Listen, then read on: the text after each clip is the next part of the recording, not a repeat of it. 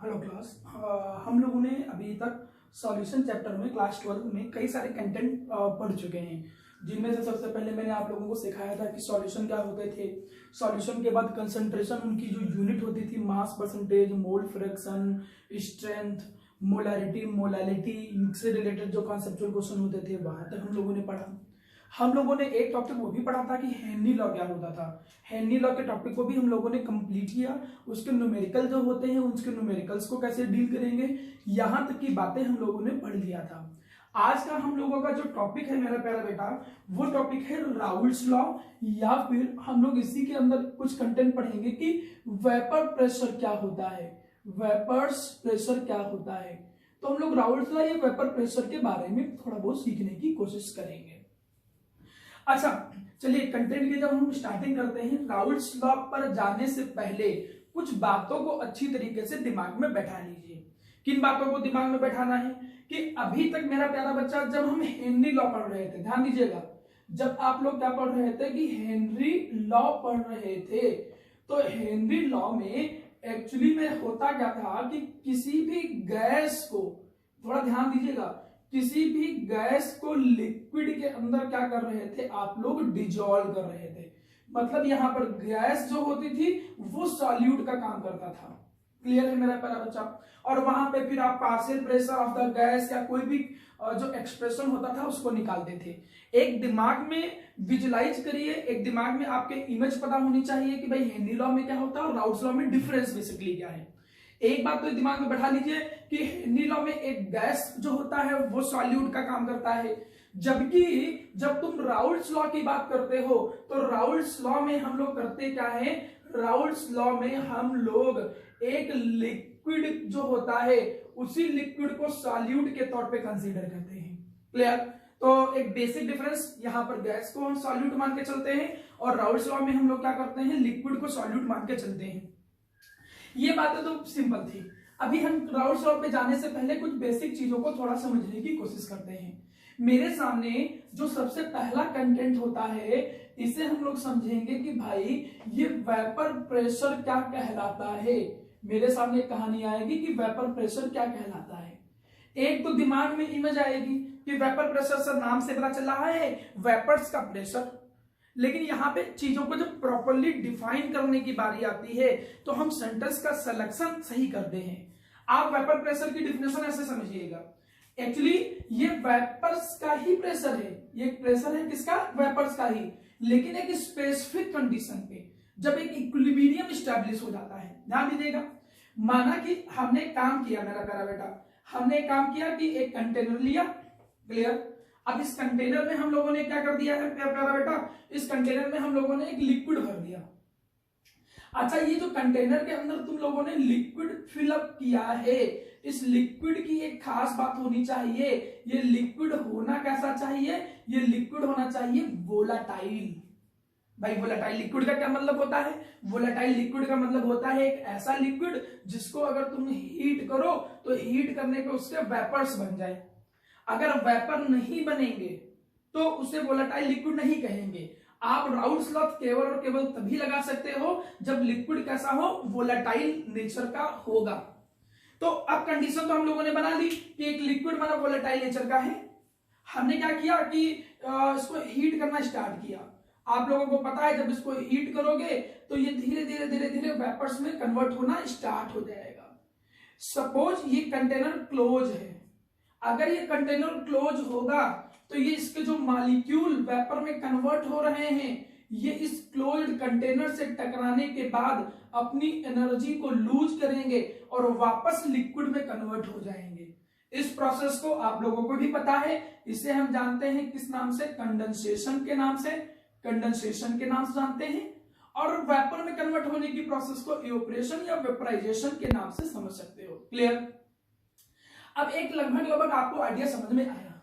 अब मेरी एक बात समझिए कि एक टाइम ऐसा आएगा, एक सिचुएशन ऐसी आएगी जिस समय एक इक्विलिब्रियम स्टैब्लिश हो जाएगा। इक्विलिब्रियम वर्ड 11th क्लास में पढ़ा था। जिस समय रेट ऑफ कंडेंसेशन, जिस समय रेट ऑफ कंडेंसेशन जो होता है वो किसके इक्वल हो जाए, रेट ऑफ इवेपोरेशन या वेपराइजेशन के इवोपरेशन या वेपराइजेशन के क्या हो जाए, इक्वल हो जाए। जिस समय rate of condensation rate of evaporation या वेपराइजेशन के इक्वल हो जाएगा, उस टाइम और सिचुएशन को आप इक्विलिब्रियम कहोगे। अब मेरा बच्चा ध्यान दीजिएगा, इक्विलिब्रियम के समय जब इक्विलिब्रियम स्टैब्लिश हो जाएगा, तब वेपर जितना प्रेशर लगा रहे होंगे उस प्रेशर को हम जानते हैं किस नाम से, वेपर प्रेशर के नाम से। ऐसा नहीं है कि किसी भी समय अपन स्टार्ट किया और जो शुरुआत में प्रेशर लगने लगेगा तो उसको वेपर प्रेशर डिफाइन करोगे। यहां राउट्स लॉ के अकॉर्डिंग जो वेपर प्रेशर को डिफाइन किया गया है वो कैसे डिफाइन किया गया है कि किसी भी लिक्विड और जो लिक्विड है और उसके जो वेपर हैं, इनके बीच में जब इक्विलिब्रियम स्टैब्लिश हो जाता है, तब जो वेपर्स प्रेशर एक्सर्ट कर रहे होते हैं उस प्रेशर को हम जानते हैं किस नाम से, वेपर प्रेशर के नाम से। जब वाइवा में क्वेश्चन पूछा जाएगा तो इस चीज को प्रॉपर्ली बोल पाइएगा। कैसे, अब डिफिनेशन समझ में आई होगी आप लोगों को। क्या डिफिनेशन निकल के आई, डिफिनेशन निकल के आई कि vapour pressure can be defined as, ये क्या हो, कैन बी डिफाइंड एज क्या, pressure, it can be defined as the pressure exerted by vapors of the liquid का समझना चाहिए मेरा बच्चा, वोलेटाइल, क्लियर है। vapors of the liquid at equilibrium position, जब इक्विलिब्रियम पे, मतलब जब इक्विलिब्रियम स्टैब्लिश हो जाए तो उस इक्विलिब्रियम के टाइम पर जो प्रेशर एक्सर्ट करते हैं लिक्विड, ये जो वोलेटाइल लिक्विड है, उस वेपर प्रेशर को हम जानते हैं किस नाम से, वेपर प्रेशर के नाम से। तो पहले डेफिनेशन बोलना सीखिए। कोई पूछा गया कि वेपर प्रेशर क्या है, तो ये नहीं बोलोगे कि वेपर प्रेशर जो होता है वो वेपर के थ्रू लगने वाला प्रेशर, नहीं, आप प्रॉपरली बोलोगे क्या कि वेपर प्रेशर जो होता है वो pressure exerted bye volatile liquid होता है, और कब, जब इक्विलिब्रियम स्टैब्लिश हो गया हो। इस शब्द को बहुत अच्छे से ध्यान रखिएगा, क्लियर। हम लोगों को एक थोड़ा सा ये कंटेंट समझ में आया कि भाई वेपर प्रेशर क्या होता है, इतनी बात समझ में आई कि वेपर प्रेशर का मतलब है कि वेपर जो प्रेशर लगाएंगे इक्विलिब्रियम पे, उसको हम क्या बोलेंगे, वेपर प्रेशर। अब राउट्स लॉ में हम एक कंडीशन क्रिएट करते हैं, उस कंडीशन के अकॉर्डिंग चलते हैं, क्लियर। हमने कहा कि माना मेरे सामने ये मेरा प्यारा बच्चा एक कोई कंटेनर है। अब इस कंटेनर में आपने दो लिक्विड लिए, थोड़ा ध्यान दीजिएगा, दो लिक्विड का मिक्सचर हो सकता है इस तरीके से, ठीक। हमने कहा माना बेंजीन ले लिया, आपने माना बेंजीन ले लिया प्लस टॉलिन ले लिया। वोलेटाइल लिक्विड होने चाहिए, ध्यान रखिएगा, वोलेटाइल होंगे तभी वेपर बनेंगे। या आपने अल्कोहल ले लिया प्लस वाटर ले लिया, ठीक, ऐसा कोई भी मिक्सचर ले लिया। हमने क्या किया कि कंटेनर लिया था, इस कंटेनर में हम लोगों ने दो लिक्विड लिए थे, क्लियर। एक लिक्विड जो था ये हमने कहा दिया हमारा बेंजीन है, और दूसरा लिक्विड जो है हमने कह दिया टॉलिन है। एक लिक्विड L1 हो गया, एक लिक्विड क्या हो गया, L2 हो गया। अब एक बात ध्यान दीजिए, होगा क्या कि जब हम इसको हीट करेंगे प्यारा बेटा, जब हम इसको हीट करेंगे तो जो वेपर्स होंगे, ये वेपर बनेंगे, L1 के भी वेपर बनेंगे। वेपर्स जो होंगे वो किसके बनेंगे, L1 के भी वेपर बनेंगे। और जो L1 के वेपर बन रहे हैं, हम कह सकते हैं कि ये प्रेशर एक्सर्टेड बाय L1 हो गया। और उस समय जो L2 के मॉलिक्यूल थे, जो लिक्विड L2 था, वो भी तो वेपर में कन्वर्ट होगा, और L2 जब लिक्विड वेपर में कन्वर्ट होगा तो वो भी प्रेशर लगाएगा। तो ये प्रेशर एक्सर्टेड बाय क्या हो गया, L2। या मैं ऐसे कह सकता हूं कि भाई ये P1 हो गया, P1, और ये क्या हो गया, पार्शियल प्रेशर P2। एक बात समझ में आई कि अगर माना कंटेनर में दो वोलेटाइल लिक्विड हैं, इन दो वोलेटाइल लिक्विड को मैं हीट करता हूं, तो हीट करने पे दोनों के वेपर बनेंगे, तो दोनों के वेपर बनेंगे तो दोनों प्रेशर एक्सर्ट करेंगे, और दोनों के प्रेशर को हम लोगों ने P1 और P2 नाम दिया। Vapour pressure of liquid 1, vapour pressure of liquid 2। 11th class में तुम लोगों ने पढ़ा क्या था मेरा प्यारा बच्चा, तुम लोगों ने पढ़ा था Dalton law of partial pressure. याद करिए, एक टॉपिक था Dalton law of partial pressure, states of matter chapter था, वहां पे पढ़ा था Dalton law of partial pressure. अब Dalton law of partial pressure कहता क्या था, हम Dalton law of partial pressure लगा रहे हैं।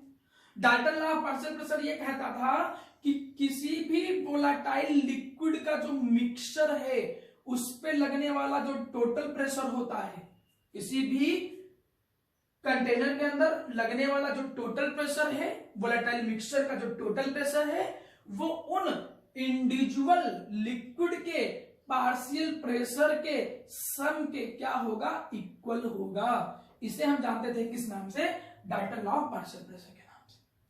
अब यहीं पे जो राउल्ट्स थे, ये तो हम बाद में लगा लेंगे, यहीं पे जो राउल्ट्स थे इन्होंने क्या किया था, एक नियम दिया।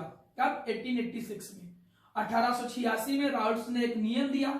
इन्होंने कहा क्या, इन्होंने कहा कि कोई भी जो वोलाटाइल लिक्विड होगा, ध्यान दीजिएगा, इन्होंने कहा कि जो भी वोलाटाइल लिक्विड होगा उस वोलाटाइल लिक्विड का जो पार्शियल प्रेशर होगा वो उसके मोल फ्रैक्शन के डायरेक्टली प्रोपोर्शनल होगा। ये लगभग लगभग हेनरी लॉ जैसा ही है, इसीलिए हम कहते भी हैं कि जो राउल्ट्स लॉ है वो special case of Henry law है। लेकिन दोनों में अंतर है, वहां गैस सॉल्यूट है, यहां लिक्विड सॉल्यूट है। स्टेटमेंट वैसे ही बोलोगे क्या कि partial pressure of any component is directly proportional to the mole fraction of that component. बस चीजों को डिफाइन करोगे, ये पार्शियल प्रेशर किसका है, वोलाटाइल लिक्विड का है। अब अगर हम यहां पर राउल्ट्स लॉ को डिफाइन करें, देखो राउल्ट्स लॉ की डेफिनेशन एक आ जाती है कभी कभी एग्जाम में, राउल्ट्स लॉ की डेफिनेशन कभी कभी एग्जाम में आ जाती है 1 नंबर में, इसलिए आप लोगों को पता होना चाहिए। राउल्ट्स लॉ को कैसे डिफाइन करेंगे, हम राउल्ट्स लॉ के हिसाब से डिफाइन करेंगे according to the Raoult's law. According to the Raoult's law, Raoult's law ये कहता है कि जो पार्शियल प्रेशर होगा, जो पार्शियल प्रेशर होगा, partial pressure of, partial pressure किसका, of any volatile liquid, of any volatile liquid, vapour of the volatile liquid. ये देखिए वोलाटाइल लिक्विड वर्ड बोलना जरूरी है क्योंकि उसी से सेंटेंस बनता है। कहता क्या है कि according to the Raoult's law the partial pressure of any volatile liquid is, वो क्या होता है मेरे प्यारा बच्चा, दिख ही रहा है, क्या होता है, डायरेक्टली प्रोपोर्शनल होता है, डायरेक्टली प्रोपोर्शनल होता है किसके, to the mole fraction of that liquid. और ये सब कब होना चाहिए, एट कांस्टेंट टेम्परेचर, जब टेम्परेचर क्या होना चाहिए, कांस्टेंट होगा। बस अंतर जो हेनरी लॉ से अलग आ रहा है ना, वहां पर वोलेटाइल लिक्विड नहीं यूज करते थे, हम वहां गैस वर्ड यूज करते थे। तो आप लोग क्या बोलोगे कि किसी भी वोलेटाइल लिक्विड का जो पार्शियल प्रेशर होगा वो डायरेक्टली प्रोपोर्शनल होगा मोल फ्रैक्शन के। इसी नियम को हम कहते हैं किस नाम से, राउल्ट्स लॉ के नाम से जानते हैं। तो राउल्ट्स लॉ मतलब हमको समझ में आ गया। अब इसमें ये तो समझ में आ गया कि पार्शियल प्रेशर जो ए वाला लिक्विड है, लिक्विड ए वाला है, उसका पार्शियल प्रेशर उसके मोल फ्रैक्शन के डायरेक्टली प्रोपोर्शनल होगा, इक्वेशन 1। सिमिलरली बिल्कुल वैसे ही हम लोगों ने क्या कहा, सिमिलरली जो पार्शियल प्रेशर बी वाला लिक्विड है, जो पार्शियल प्रेशर बी वाला लिक्विड है वो किसके इक्वल होगा, राउल्ट्स लॉ के अकॉर्डिंग, वो उसके भाई मोल फ्रैक्शन के इक्वल होगा, सीधी सी। ये इक्वेशन सेकंड आ गया। लेकिन यहां पे होता क्या है बेटा कि जैसे ही पार्शियल प्रेशर वाले इस एक्सप्रेशन में तुम डायरेक्टली प्रोपोर्शनल हटाते हो तो एक कांस्टेंट आता है, इसको बोलेंगे पी नॉट ए इंटू का ए। बिल्कुल सिमिलरली यहां पे भी क्या जाएगा, जैसे ही डायरेक्टली प्रोपोर्शनल साइन हटाओगे तो एक कांस्टेंट आएगा पी नॉट बी। अब इन दोनों में अंतर है, ये आई काम की चीज आपके सामने, क्या ये तो कहलाएगा, देखिए पहले सेंटेंस को ध्यान समझिए, ये जो पी ए होगा ये क्या कहलाएगा, पार्शियल प्रेशर ऑफ लिक्विड। ये क्या कहलाएगा बेटा, partial pressure of liquid. Clear. यहीं पे जो पी नॉट ए है इसे कहेंगे partial pressure of pure component. अब इसका मतलब क्या होता है मैं अभी समझाऊंगा, एग्जाम के लिहाज से कोई जरूरत नहीं है लेकिन तभी मतलब आपको पता होना चाहिए। तो सिमिलरली अगर हमसे कोई पूछे कि भाई पीबी क्या होगा तो क्या बोलेंगे, पीबी क्या होगा, partial pressure of component B. ठीक, क्या होगा, partial pressure of component B.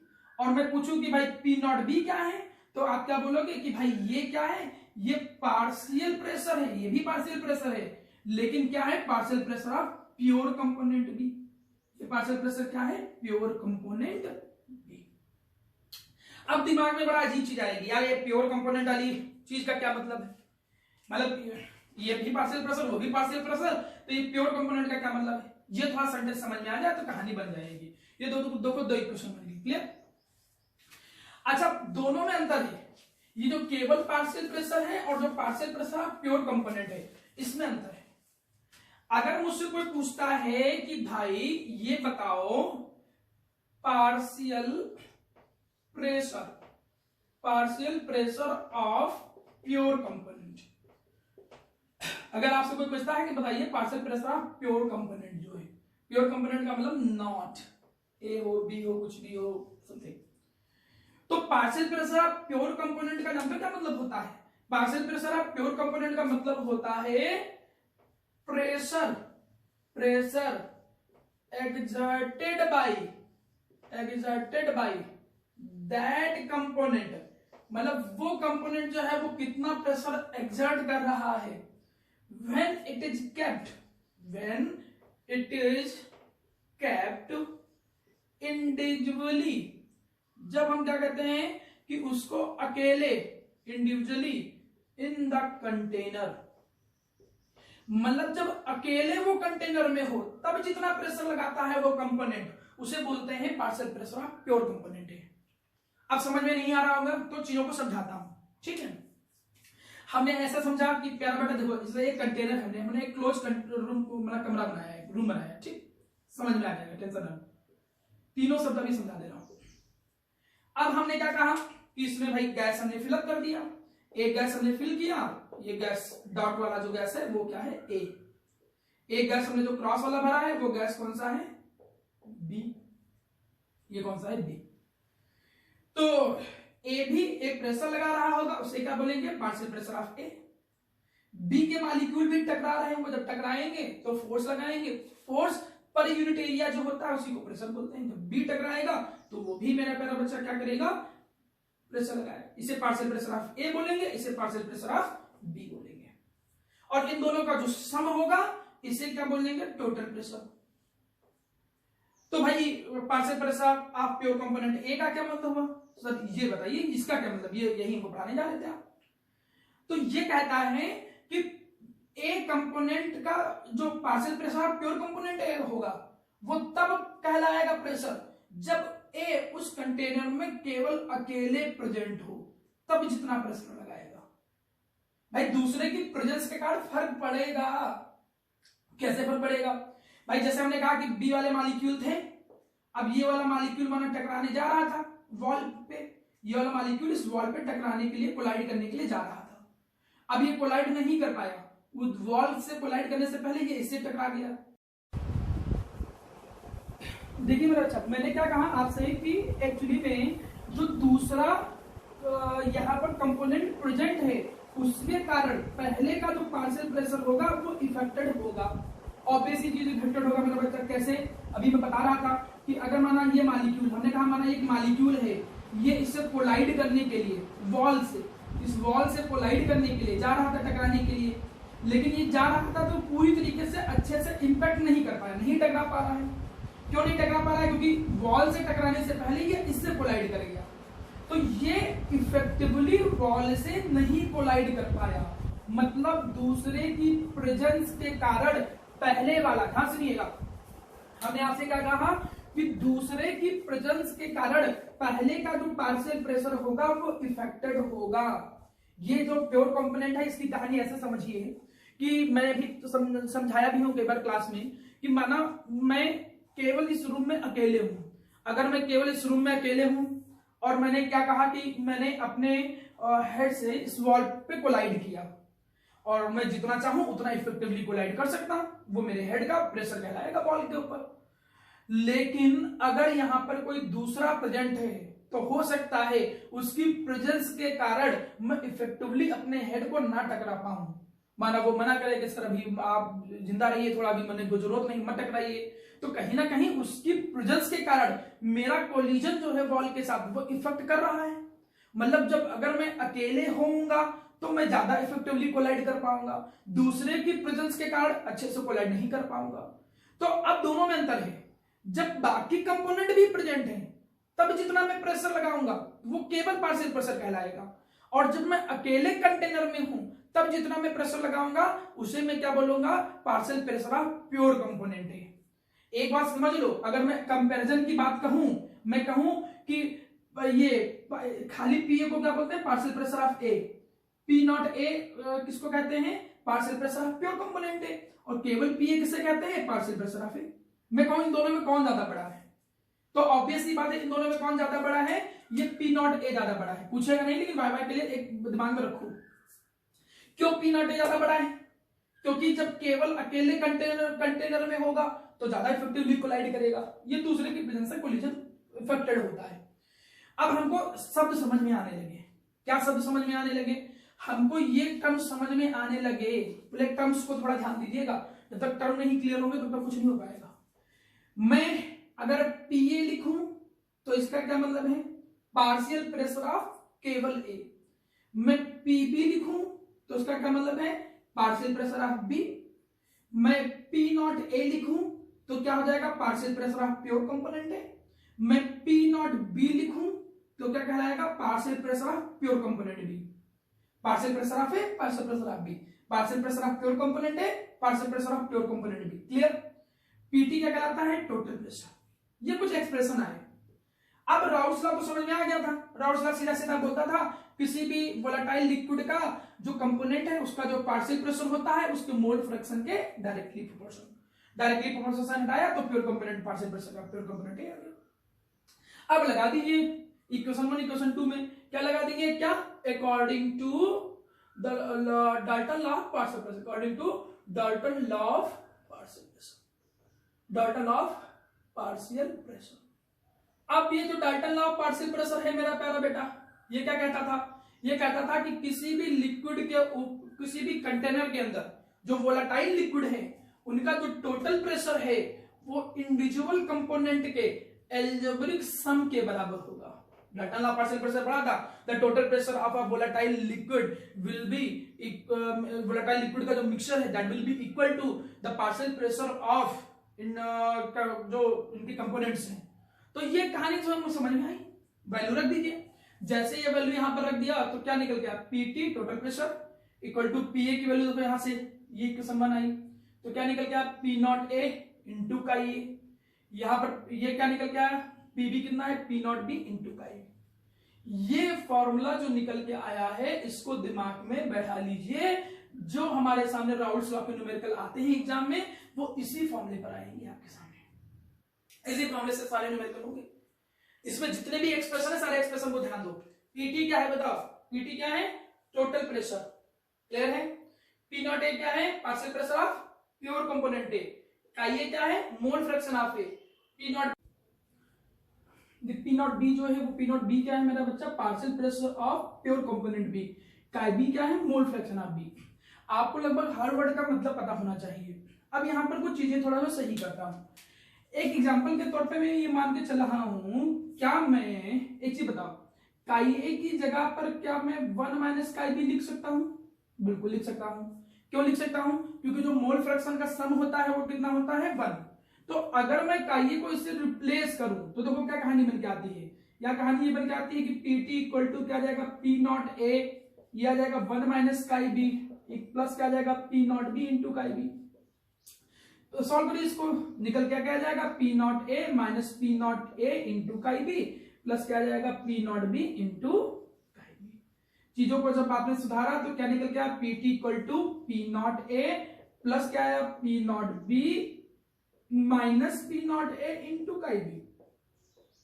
अब एक फॉर्मूला ये, कभी कभी ऐसे फॉर्मूले आपको रेफरेंस में, बुक में, एनसीईआरटी में यूज मिल जाएंगे, लेकिन एक बात समझो, ये सब डिराइव्ड फॉर्मूले हैं मेरा बेटा, इसकी तुम्हें जरूरत नहीं है। ये तो देखो तब यूज किया जा रहा है जब केवल एक ही मोल फ्रैक्शन दिया गया हो। एक ही मोल फ्रैक्शन का मतलब केवल काई बी दे रखा हो, काई ए ना दे रखा हो। तो मैं क्यों कंफ्यूज करूंगा खुद को या फॉर्मूला ऐसा याद करने में। हम एक काम करेंगे कि बस जैसे खाली काई भी दे रखा है, काई नहीं दे रखा है, तो सीधे यही इसकी जगह पर 1 माइनस काई भी लिख देंगे। क्लियर?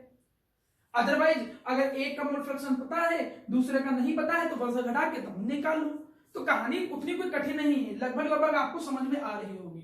तो ये फॉर्मूला, यही केवल फॉर्मूला याद रखिए, इसी से सारे न्यूमेरिकल्स जो होंगे वो आपको समझ में आएंगे। इतनी चीज पढ़ने के बाद एक टॉपिक मेरे सामने और आता है, उस टॉपिक को थोड़ा ध्यान से समझिएगा। मेरे सामने आता है कि बताइए वो कौन कौन से फैक्टर्स होते हैं, फैक्टर्स ऑन विच, जिस पर मेरा बच्चा क्या करता है, ऑन विच ये वेपर प्रेशर जो होता है, वेपर प्रेशर ये क्या करता है, डिपेंड करता है या इफेक्ट करता है, डिपेंड करता है या इफेक्ट करता है। अब देखिए बहुत सारे फैक्टर आपको मिल जाएंगे, कंटेंट बहुत बड़ा है लेकिन हम केवल बोर्ड की बेसिस का कंटेंट तैयार कर लेंगे, ठीक है। जैसे एक तो आपके सामने कंटेंट आया है मेरा बच्चा, क्या, नेचर ऑफ द लिक्विड। एक मेरे सामने कंटेंट क्या है, nature of the liquid. Nature of the liquid ये कहता है कि अगर कोई वोलाटाइल लिक्विड होगा, जितना ज्यादा वोलाटाइल लिक्विड होगा उसका वेपर प्रेशर ज्यादा होगा। क्यों? वोलाटाइल का मतलब क्या होता है, जल्दी वेपर में कन्वर्ट हो। जल्दी कौन वेपर में कन्वर्ट होगा, जिनके बीच में अट्रैक्शन फोर्स कमजोर होगा, क्योंकि अट्रैक्शन फोर्स कमजोर होगा तो जल्दी टूट के ब्रेक होके वेपर में कन्वर्ट हो जाएगा, तो वेपर प्रेशर भी ज्यादा लगाएगा। तो कहीं ना कहीं वेपर प्रेशर जो है वो किस पे डिपेंड कर रहा है, नेचर ऑफ लिक्विड पे तो डिपेंड कर ही रहा है। इसके अलावा अदर फैक्टर देखो, वो टेम्परेचर पे भी डिपेंड कर सकता है। किस पे डिपेंड करेगा, टेम्परेचर पे। सीधी सी बात है, ज्यादा टेम्परेचर होगा तो जल्दी वेपर में कन्वर्ट होगा, जल्दी वेपर में कन्वर्ट होगा तो वेपर प्रेशर क्या रहेगा, ज्यादा। तो ये वेपर प्रेशर जो होता है वो टेम्परेचर पे भी डिपेंड करता है और नेचर ऑफ लिक्विड पे भी डिपेंड करता है। थर्ड फैक्टर देखो, और भी बहुत सारे फैक्टर जिन पे डिपेंड करता है। आपको उतना ज्यादा तैयार करना है तो बुकलेट से चीजें मिल जाएंगी आपको, लेकिन कुछ जो याद रहने लायक है उनको याद रखो। सरफेस एरिया आपने कई बार पढ़ा होगा, जितना ज्यादा सरफेस एरिया होता है जल्दी इवोपरेशन होता है। भाई एक कप में चाय रखी है और एक प्लेट में चाय रखी है, तो प्लेट में जो चाय है वो जल्दी ठंडी हो रही है क्योंकि जल्दी इवोपरेट हो रहे हैं मॉलिक्यूल। तो सरफेस एरिया जितना ज्यादा होगा उतना ही जल्दी वेपर बनेंगे, जितनी जल्दी वेपर बनेंगे वेपर प्रेशर ज्यादा रहेगा। तो कई सारे फैक्टर ऐसे हैं जिन पर वेपर प्रेशर जो होता है वो डिपेंड करता है, ये बात जरूर याद रखिएगा। कुछ ही क्वेश्चन आते हैं कि कौन सा फैक्टर है जिस पर डिपेंड करता है, राउल्ट्स लॉ की डेफिनेशन बताइए, ये आप इसका न्यूमेरिकल जो है वो डिस्कस करिए। एक क्वेश्चन आ जाता है मेरा प्यारा बच्चा, ये वाइवा पर बेस्ड क्वेश्चन है, ये कभी कभी वाइवा में एग्जामिनर पूछता है क्वेश्चन। क्या कहता है कि बताइए, क्या बताइए, क्या Raoult's law is the special case of Henry law. आप ये बताइए क्या जो राउल्ट्स लॉ होता है वो हेनरी लॉ का क्या कोई स्पेशल केस है। आप कह सकते हो हाँ बिल्कुल, राउल्ट्स लॉ जो है वो हेनरी लॉ का स्पेशल केस है। तो आप बोलोगे कि हाँ यस सर, जो राउल्ट्स लॉ होता है वो हेनरी लॉ का स्पेशल केस है। क्यों? क्योंकि राउल्ट्स लॉ में देखो क्या था, P naught A equal to P A equal to P naught A into chi, ये तो आया था। और जो अगर मैं हेनरी लॉ लगाऊं तो हेनरी लॉ में यहां पर क्या आता था, बस हेनरी कांस्टेंट आता था। आप बोलोगे कि दोनों के केस में जो कंपोनेंट होता है उनका पार्शियल प्रेशर सिमिलरिटी देखो क्या है, दोनों के केस में जो पार्शियल प्रेशर होता है वो उसके मोल फ्रैक्शन के डायरेक्टली प्रोपोर्शनल होता है, बस कांस्टेंट चेंज है। बस ये मान चलो कि एक ऐसा स्पेशल केस है जिसमें पी नॉट ए जो होता है वो के एच के बराबर होता है। तो आप बिल्कुल बोलोगे कि हाँ सर, जो राउल्ट्स लॉ होता है वो स्पेशल केस जो है वो किसका है, हेनरी लॉ का है। अब हम यहां पर कुछ न्यूमेरिकल्स, एक दो न्यूमेरिकल डिस्कस करेंगे, उन न्यूमेरिकल्स को करने के बाद आपका राउल्ट्स लॉ का जो टॉपिक होगा वो कंप्लीट हो जाएगा। क्लियर है? देखिए एक न्यूमेरिकल है, इस न्यूमेरिकल से लगभग आपके सारे कॉन्सेप्ट जो होंगे वो क्लियर हो जाएंगे, ठीक है। इसी न्यूमेरिकल से सारे कॉन्सेप्ट क्लियर हो जाएंगे। क्वेश्चन को ध्यान से देखिएगा। बाकी जो न्यूमेरिकल्स होंगे आपके बुक के, एनसीईआरटी के, वो लास्ट में हम लोग डिस्कस करेंगे। चैप्टर के जब एंडिंग होगी तो ऑब्जेक्टिव क्वेश्चंस, एसोसिएशन रीजन और इसके अलावा न्यूमेरिकल्स जो एनसीईआरटी की होंगे, जो आपकी प्रॉब्लम्स होंगे उनको हम यहाँ पर डिस्कस करेंगे। अभी बस कॉन्सेप्ट बिल्डअप करने के लिए एक न्यूमेरिकल से चीजों को समझा रहा हूं। अच्छा, राउल्ट्स लॉ के न्यूमेरिकल को डील करने से पहले कुछ हिंट और जरूरी चीजें हैं, उनको जरूर दिमाग में बैठा लीजिए। ये बातें बट आपके बड़े काम आएंगी मेरा बच्चा। देखिए, पहली बात तो एक चीज ये ध्यान रखो कि जैसे यहां पर लिख रखा है वेपर प्रेशर ऑफ क्लोरोफॉर्म, तो इसका ये मतलब दिमाग में आएगा कि ये तो वेपर प्रेशर ऑफ क्लोरोफॉर्म लिखा है, मतलब केवल यही, क्योंकि प्योर कंपोनेंट तो लिखा नहीं। ये तो उसने कहा नहीं कि नहीं vapour pressure of pure chloroform, जो हम नॉट मान के चले। एक ये कंफ्यूजन बड़ा अजीब है, दोनों का अपना अलग मतलब है, लेकिन मेरा प्यारा बेटा यहां पर एक ये चीज जरूर आपको याद रखने लायक है कि यहां बोर्ड के लेवल पे जब क्वेश्चन दे रखा होता है, जब इंडिविजुअल कंपोनेंट की बात करें, इंडिविजुअल एक सिंगल कंपोनेंट की बात करें, और उसका जब वेपर प्रेशर गिवन है, जब उसका वेपर प्रेशर गिवन है, तो इसका सीधा सा मतलब वो नॉट की ही वैल्यू गिवन है। ये अपने आप दिमाग में उठाओ।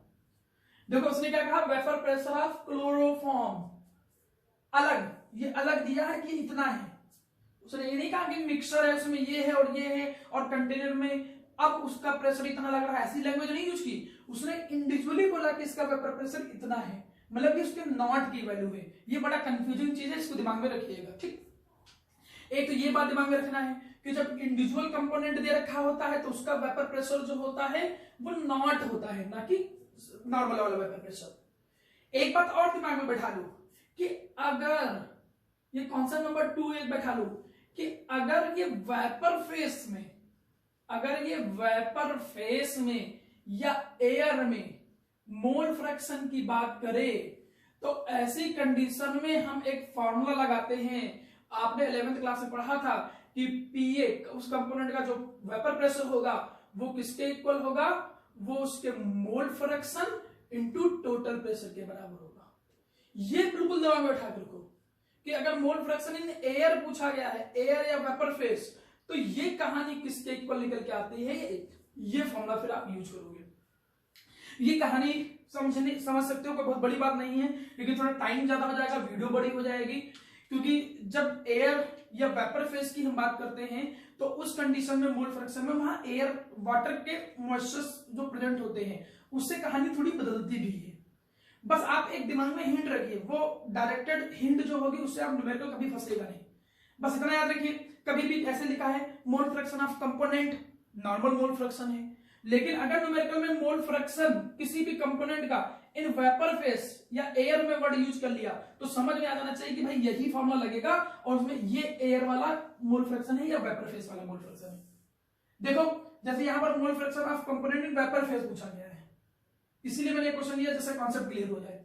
अब मैं न्यूमेरिकल आपको बता रहा हूं, मैं कैलकुलेशन नहीं करूंगा, आपको केवल हिंट दूंगा कि कैसे करना है। एक बार आप क्वेश्चन पूरा प्रॉपर्ली खुद सॉल्व करोगे। क्लियर? देखो सबसे पहले हम देखते हैं कि क्या क्या गिवन है, पहले समझो क्या क्या गिवन है, सॉल्यूशन देखते हैं। हमने देखा कि वेपर प्रेशर ऑफ क्लोरोफॉर्म, अब वेपर प्रेशर ऑफ क्लोरोफॉर्म हमने पहले बोला था कंपोनेंट का वेपर प्रेशर उसका प्योर कंपोनेंट कहलाएगा, ठीक है। तो पी नॉट ऑफ CaCl3 दे रखा है, PCl3 P not of CaCl3 दे रखा है, और वो कितना दे रखा है 200 mmHg। अब डाइक्लोरोमीथेन जो है, इस डाइक्लोरोमीथेन का जो पार्शियल प्रेशर है वो भी उसका नॉट ही होगा, प्योर कंपोनेंट होगा, क्योंकि मैं बता रखा हूं कि अगर इंडिविजुअल बात करें तो उनका प्योर कंपोनेंट ही देखा है वेपर प्रेशर। ये 415 क्या हो जाएगा mmHg। ये कंफ्यूजन नहीं होना है, नॉट की वैल्यू है अगर इंडिविजुअल कंपोनेंट का प्रेशर दे वेपर प्रेशर दे रखा है। अब तो मोल फ्रैक्शन की जरूरत तो पड़ेगी, फॉर्मूले में जानते हैं मोल फ्रैक्शन निकालने के लिए मोल की जरूरत पड़ेगी। अब एक मोलर मास निकाल लो, जैसे मोलर मास हम किसका निकाल लेते हैं क्लोरोफॉर्म का, आप ये निकाल सकते हो, सिंपल है। कार्बन का कितना होता है 12, हाइड्रोजन का कितना हो जाएगा 1 और क्लोरीन का कितना हो जाएगा आपका 35.5 इंटू कितना हो जाएगा 3। क्लियर मेरा बच्चा? सॉल्व करोगे तो कितना आ जाएगा, ये 13 आ जाएगा। क्लियर? 13 यहां पर आ गया, प्लस आपके सामने क्या निकल के आया, ये आ गया 0.5 6 10, कितना निकला 9119.5, तो इतनी वैल्यू निकल के आई। तो ये आपका मोलर मास कितना किसका निकल के आया क्लोरोफॉर्म का। जब मास ऐड करते हो हर एक इंडिविजुअल आइटम्स का तो मोलर मास निकल के आया मॉलिक्यूल का। जरूरत तुमको आगे चल के पड़ेगी मोलर मास CH2Cl2 के डाइक्लोरोमीथेन का, तो वो भी निकल के आ जाएगा। तो 12 2 14 तो ये हो गया, कार्बन का 12, इसका 2 14 हो गया। क्लोरीन का आपका कितना जाएगा 35.5, 70 71 71 कितना जाएगा आपके सामने 85। तो देखो ये भी कहानी आपके सामने पता चली है, ये जरूरत पड़ सकती है।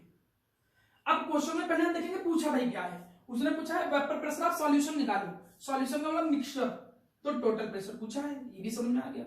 देखिए गिवन और क्या पूछा गया है, इस चीज की एनालिसिस से न्यूमेरिकल सही से करने की एबिलिटी आती है। अब आपने टोटल प्रेशर पूछा है तो भाई निकाल ले जाएंगे, कैसे करेंगे, आपको पता है कि टोटल प्रेशर जो होगा वो उनके इंडिविजुअल प्रेशर के इक्वल होगा। CH3Cl3 प्लस पार्शियल प्रेशर जो होगा वो CH2Cl2 इसके सम के बराबर होगा। यही इंडिविजुअल सिंपल सा फॉर्मूला था। ऐसे ही तो फॉर्मूला आप लोगों ने पढ़ा था राउंड में कि डाल्टन लॉ पार्शियल प्रेशर में उनके सम के बराबर होगा। देखो ये प्योर कंपोनेंट नहीं है, ये partial pressure of chloroform plus partial pressure of dichloromethane के सम के बराबर होता है टोटल प्रेशर। और ये टोटल प्रेशर जब फॉर्मूला ओपन करते थे तो नॉट आ जाता था, वही ना कांस्टेंट डाला, तो P naught in of chloroform into उसका mole fraction plus P naught of dichloromethane plus उसका मोल फ्रैक्शन। समझ में आ रहा होगा मेरा प्यारा बच्चा? क्यों? क्योंकि आपको पता है किसी भी कंपोनेंट का जो पार्शियल प्रेशर होता है आपको पता है वो उसके नॉट, राउल्स क्या कहता है, उसके नॉट इनटू मोल फ्रैक्शन के बराबर होता है। ये फॉर्मूला देखो आपने लगाया है।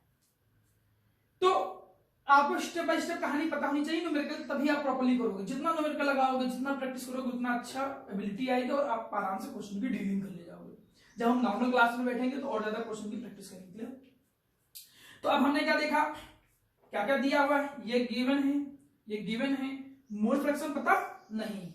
अब मोल फ्रैक्शन भाई कैसे निकाले, आपको पहले लेक्चर्स में पढ़ रखो स्टार्टिंग में, इसलिए मैंने मोल फ्रैक्शन रिवाइज भी कराया था। जिसका भी मोल फ्रैक्शन निकालना हो उसके मोल अपॉन टोटल मोल। तो अगर हमको मोल फ्रैक्शन निकालने हैं क्लोरोफॉर्म के, एक का ही निकाल लो, दूसरे का मत निकालो, क्योंकि एक का निकालेंगे ना तो दूसरा 1 माइनस आ जाएगा। तो मोल फ्रैक्शन अगर क्लोरोफॉर्म के निकालने हैं तो उसके मोल divided by total mole. Total mole का मतलब क्लोरोफॉर्म के मोल प्लस क्लोरोमीथेन के मोल। अभी तो फॉर्मूला आ गया मोल फ्रैक्शन, तो ऐसे निकलेगा जिसका भी मोल फ्रैक्शन निकालना है उसके मोल पर टोटल मोल, क्योंकि मोल फ्रैक्शन की हमें जरूरत है, एक का निकालेंगे दूसरे को तो आ ही जाएगा।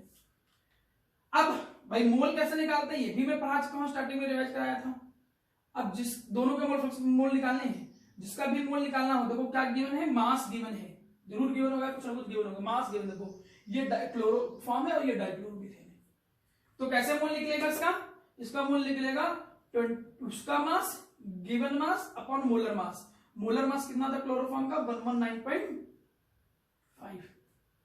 सिमिलरली नंबर ऑफ मोल जो किसके हैं, डाइक्लोरोमीथेन के, डाइक्लोरोमीथेन के, वो कितना निकल के आएगा मेरा बच्चा, इसका मास डाइक्लोरोमीथेन का मास कितना है, देखो ये है 40 ग्राम डिवाइडेड बाय इसका मोलर मास कितना जाएगा 85। देखो दोनों का जो मोल आपका है वो निकल के आ गया। अब जब दोनों का मोल निकल के आ गया तो आप क्या करोगे, मोल फ्रैक्शन की फॉर्मूला में वैल्यू रख दीजिए, मोल फ्रैक्शन के फॉर्मूला में वैल्यू रख दिया। जिसका भी मोल फ्रैक्शन निकालना है उसके मोल कितने हैं 25.5 divided by 119.5 divided by total mole. Total mole आपने यहां वैल्यू रख दिया, टोटल मोल की वैल्यू रख दिया। अच्छा कितनी चीज क्लियर है, आप सॉल्व करोगे टाइम बचाने के लिए, मैं कल से यूज कर ले रहा हूं कैलकुलेटर, लेकिन आपको यहां पर केवल हां से ही न्यूमेरिकल सीबीएसई बोर्ड का हो तो प्रैक्टिस करनी पड़ेगी। इसका लगभग आंसर लगभग आएगा 0.6 के अराउंड समथिंग। चलो हम मान लेते हैं, लगभग मान लेते हैं, अभी कैलकुलेशन आप आराम से करिएगा, ठीक है। हमने कहा कि माना मोल फ्रैक्शन कितना है 0.6 आया, एक एग्जांपल के तौर लेट आप सॉल्व करिएगा, देखिए कितना आ रहा है, ठीक 0.4 0.6 समथिंग ऐसी है। अब इतनी चीज आई, इतनी चीज आने के बाद अगर मोल फ्रैक्शन इसका निकल के आ गया तो दूसरे का भी मोल फ्रैक्शन निकल के आ जाएगा। डाइक्लोरोमीथेन का मोल फ्रैक्शन देखो क्या हो जाएगा, वो 1 माइनस 0.6 का मतलब कितना आ गया 0.4। आगे दोनों वैल्यू रख दो कट से, यहां से आप आराम से वैल्यू पटाख से, क्या वैल्यू निकल के आई, पार्शियल प्रेशर ऑफ क्लोरोफॉर्म पता था 200, उसका मोल फ्रैक्शन कितना निकल के आया लगभग 0.6, ठीक है, एक अंदाजा लग जाएगा, इसमें कोई परेशानी वाली बात नहीं, ठीक है। तो ये चीज लगभग लगभग आपको समझ में आई। अब दूसरे का मोल पार्शियल प्रेशर माना दे रखा है 415, उसका मोल फ्रैक्शन निकालो। लेट सपोज मतलब अगर ये इतना माना है लेट तो 0.4, ये एक आप कैलकुलेशन खुद करोगे, देखोगे कितना आ रहा है, ठीक है, मैं एक अंदाजे के तौर पर बताया। तो जैसे सॉल्व करोगे देखो तुरंत टोटल प्रेशर जो होगा वो आपके सामने निकल के आ जाएगा। सॉल्व हो गया मेरा बच्चा, बस आपको न्यूमेरिकल प्रैक्टिस करनी है, जितनी जल्दी से जल्दी क्वेश्चन लगाएंगे। अब इतनी चीज जब समझ में आ गई, सेकंड पार्ट देखो। सेकंड पार्ट में देखो क्या कह रहा है, मोल फ्रैक्शन हर कंपोनेंट का निकालो वेपर फेस में। मैं पहले ही बोला था वेपर फेस में जब पूछेगा तो ये फॉर्मूला लगाओगे।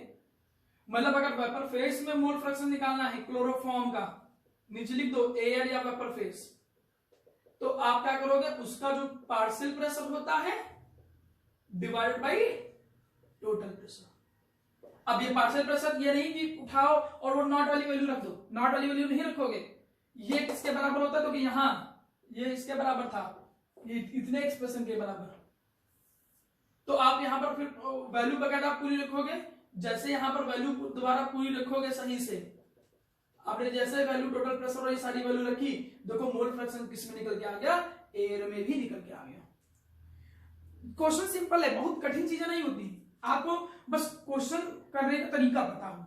आपको पता है हम यही फॉर्मूला लगाते हैं, एक फिक्स फॉर्मूला है, टोटल मिक्सचर का प्रेशर किसके बराबर होता है, उसके not into mole fraction plus दूसरे कंपोनेंट का not into mole fraction. Not की वैल्यू जनरली गिवन होती है, मोल फ्रैक्शन हम निकाल लेंगे, पता है मोल फ्रैक्शन कैसे निकलता है, उसके मोल टोटल मोल करके वैल्यू सॉल्व कर लेंगे। कभी भी वेपर फेस में मोल फ्रैक्शन की बात करें या एयर में मोल फ्रैक्शन की बात करें तो आप ये फॉर्मूला लगाते हो, आपने इसको स्टेट्स ऑफ मैटर में चैप्टर में पढ़ा था। बस इतनी चीज ध्यान रखोगे, क्वेश्चन को ईमानदारी से करोगे, हर क्वेश्चन हो जाएगा। एक क्वेश्चन दूसरे से कंसेप्चुअली जुड़ा होता है, बाकी क्वेश्चन कठिन नहीं होते हैं। तो राउल्स लॉ का कंटेंट लगभग मैंने आपको पूरा समझाया, जितनी चीजें मैंने पढ़ाई समझाई उनको एक बार मैं रिवाइज कराता हूं जिससे राउल्स लॉ आपको समझ में आए। देखिए राउल्स लॉ में सबसे पहले आपने सीखा कि वेपर प्रेशर क्या होता है, क्या क्या जल्दी देखिए। वेपर प्रेशर क्या होता है, वेपर प्रेशर का मतलब pressure exerted by the vapours, कब, एट इक्विलिब्रियम। इक्विलिब्रियम पे जो वेपर्स प्रेशर लगाते हैं उसको बोलते हैं vapour pressure of that component.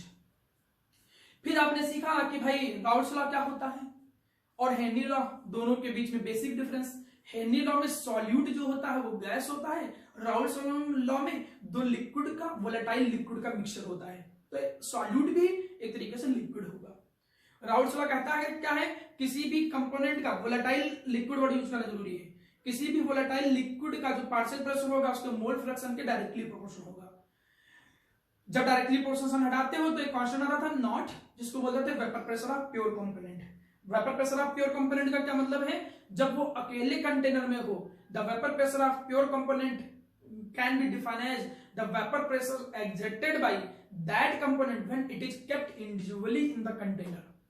फिर आपने फॉर्मूला पढ़ा कि भाई राउल्स लॉ में एक पूरा फॉर्मूला निकल के आ गया कि टोटल प्रेशर जो होता है वो पीए प्लस पीबी के बराबर होता है। फॉर्मूला ओपन किया तो PT equal to P naught A into chi A plus B naught B into chi B, ठीक, ब्रैकेट में बंद कर लिया, फॉर्मूला याद कर लिया।